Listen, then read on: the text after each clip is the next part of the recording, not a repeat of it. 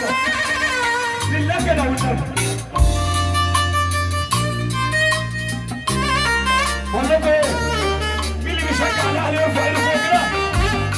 خمس صفار بس. اللي بيشجع الاهلي يقول ايه؟ عندنا بيشجع الزمالك طيب؟ عجوز واحده واحده معلش عشان هم عايزين طلع اللي جاي. انا قلت اللي بيشجع الاهلي يرفع ايده فوق الاول.